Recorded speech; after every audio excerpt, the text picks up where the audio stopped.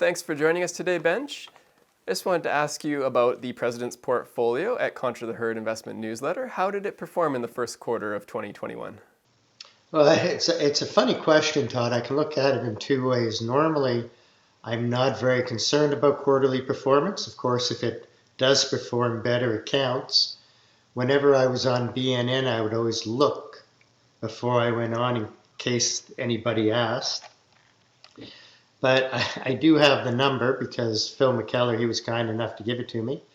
And the portfolio was up 30.1% in the first quarter. Wow. Which is fabulous. I mean, that's unusual. It's partially a reflection of the stock market itself. We had a number of stocks that really hadn't moved much and did. And it also has to do with this funny animal called Wall Street Bets and Reddit, which took two of our stocks and made them go hyperbolic. Well, that is an incredible quarterly return, not annualized return, quarterly return. And I only can hope that it'll keep on going, but I know that it won't. Yeah, that's right. Good. So maybe you could speak to what specifically drove some of that performance then, if you don't mind. Well, the overall portfolio went up virtually across the board. So had at the beginning, I guess about 20 stocks in the portfolio, but the four that I sold all ran like crazy. One was Inodata. So we bought it at $2.21, but it was in 2015. But we ended up selling it at $6.74 for a gain of 205%. So you can wait. If you have gains like that, if it takes 5 years or 10 years, it doesn't matter the way that I look at it. It's also incredibly tax efficient if it takes longer for the huge returns. As compared to changing things every single year. Bank of America, which we bought at $6.76, we sold that at $38.74, so that gain was 474%, and it was even more because I love dividends. So we were getting dividends all the way through on that one, which is, an absolute pleasure, but I sold all of it. A stock that people here will know, Canadian stock called BlackBerry. It hadn't done much for us. I bought it at $10.46 a few years ago, and it got caught up in the Wall Street Bets. So I sold 80% of the position at $24.86, so a gain of 138%. I wish I had sold more of it because it went over $30. I didn't. I will not always get it right, but that's still good. And the last crazy one was Koss. They make earphones, etc. A stock that hadn't done anything for a long time. We paid $1.44 in 2017. It again got caught up in Reddit Wall Street Bets. It went as high as $127. Unfortunately, I didn't hold it that long. I definitely sold it prematurely. Still had a very good gain on it. But if I'd held it longer, I would have been that much smarter. Fair enough, yeah.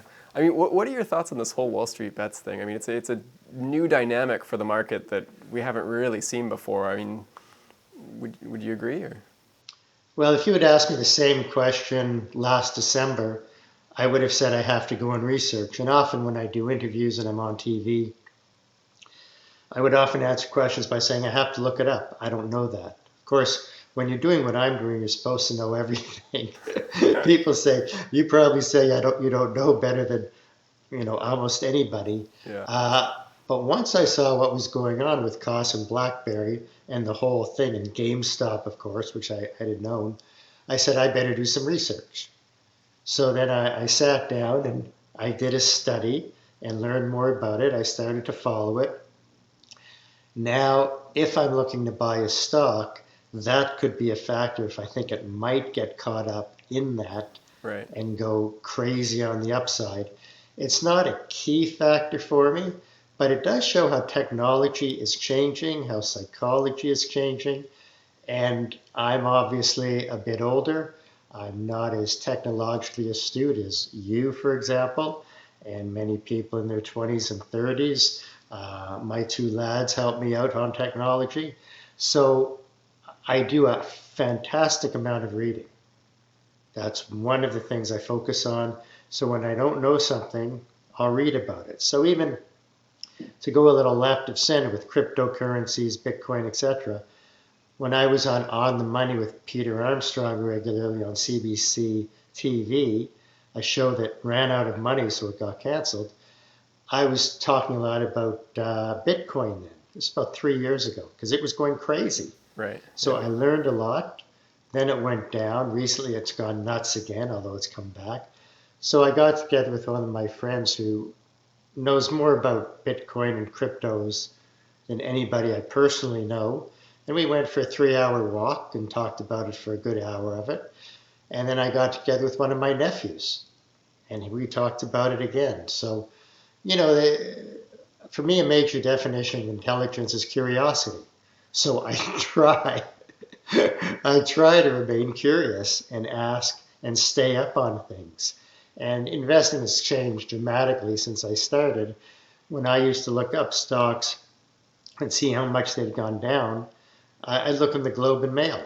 Yeah. Right. And I would actually have to check off the ones that had gone down 33%, send a letter to the corporation asking for old financial reports. Again, this is pre-internet. Yeah. Sure. Wait for them to send me the reports, look at them. I still actually do that. I still look at things on the net because I use the net a lot. But I also like having those annual reports in my hand. I don't know, something about paper I like.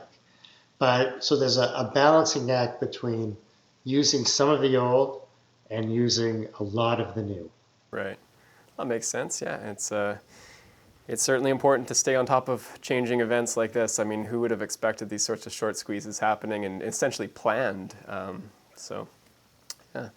Okay, well, I won't ask you about specific. So I'll just add one little point. It's really Yeah. important to stay up on the things, but again, try and avoid the noise.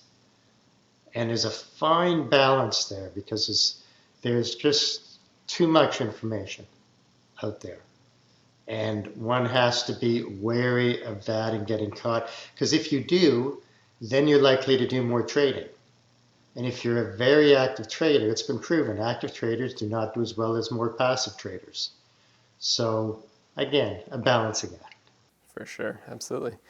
Okay, I won't ask you about specific purchases made in the quarter because those are valuable insights that subscribers pay for, but maybe you could speak more broadly to purchasing and cash holdings during the quarter. Okay, so with our subscribers, and we only take 1,000, and actually right now we're under 1,000.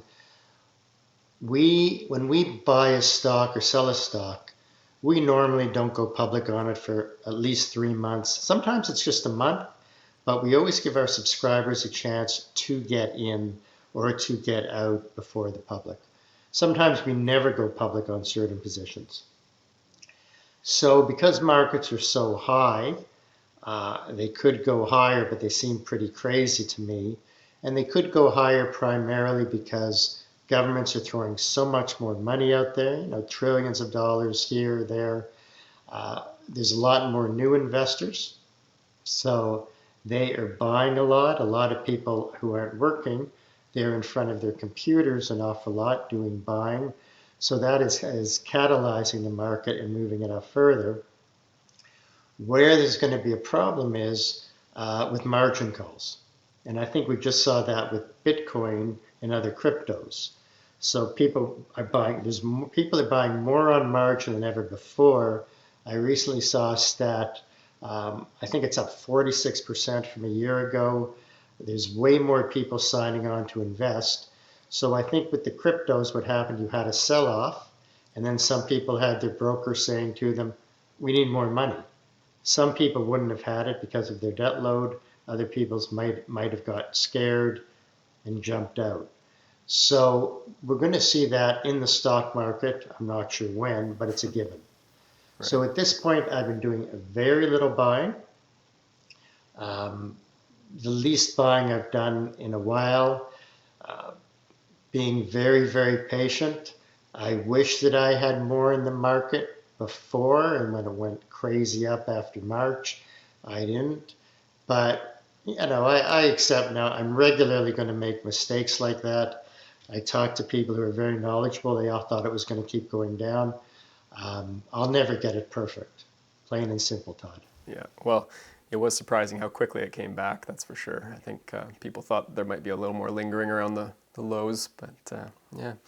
Okay, well, thank you for speaking with us today, Benj. I really appreciate that. And thank you to our viewers for tuning in, and do be sure to subscribe for more. Thanks, Todd. Appreciate it.